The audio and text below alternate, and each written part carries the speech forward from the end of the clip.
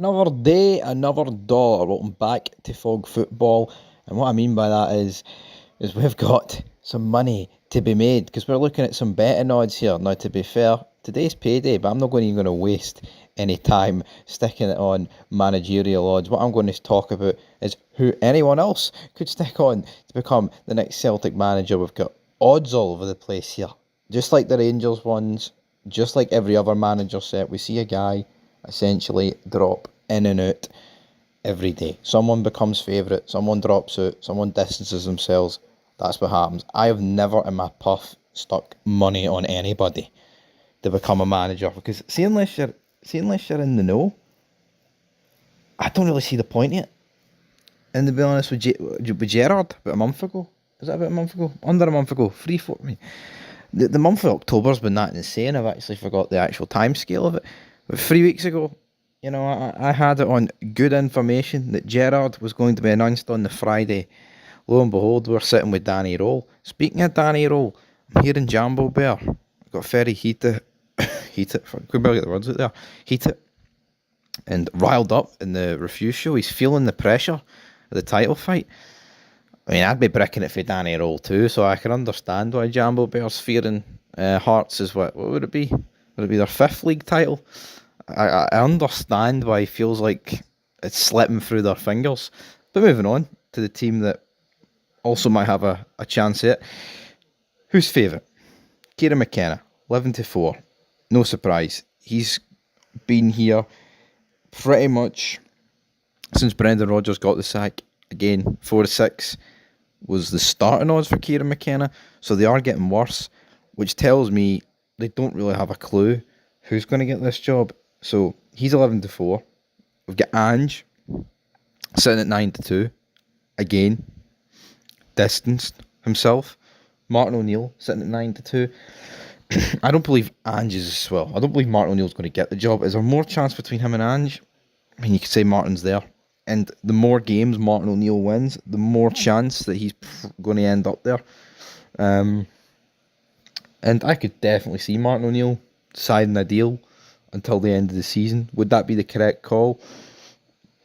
Probably. I mean, if he wins all his games, they may as well just stick with Martin O'Neill. Now, is Martin O'Neill going to accept that? Not convinced. He's 73. I mean, guy's done his time in football as a manager. I mean, it doesn't make him the oldest manager. We've seen Roy Hodgson float about the Premier League for a couple of years there. I mean, what age was he? Must have been about 77 or something. So it can be done. I mean, in football, if you're going to be old, then it can be in the managerial position. I mean, we're not going to see somebody at Martin O'Neill's age up front. I think there was a Japanese goalkeeper that came back recently, and he was like 60, and he was playing. Well, I'll say recently, his story could be like years old at this point. Robbie Keane, 13-2. Again, no real surprise with Robbie Keane being in there, but Celtic fans don't want him. I've seen a lot of that on Twitter. Nicky Hayne, 71. Craig Bellamy, another guy that's distanced himself. Knutson, always in the bit, is Knutson. But not that there's any proof to the pudding, because I do rate the guy, Knutson.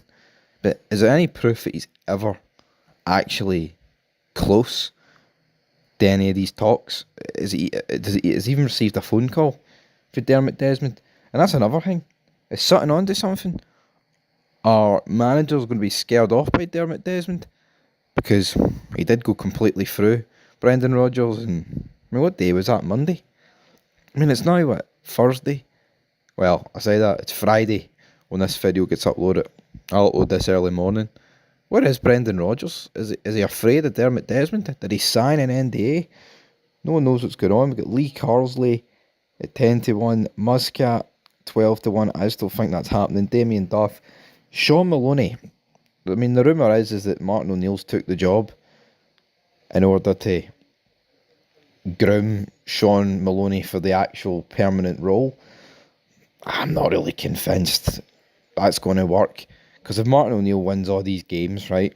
Let's say Martin O'Neill wins all the games as interim. What does that prove for Sean Maloney? I think what it would do is hee-haw. But if you give O'Neill to the end of the season and Sean Maloney begins to have a more prominent role, maybe does more like pressers and things, and Martin O'Neill puts him over and is like, oh, yeah, I'm just a pretty face. Sean Maloney's the guy he's the machine. It might work that way, but I don't think anybody. I mean, the only people that would probably be happy with Sean Maloney being appointed as the next permanent manager would be myself and the rest of the Rangers fan base and Hearts and other people who want to see Celtic fail, because I just don't really rate Maloney as an appointment.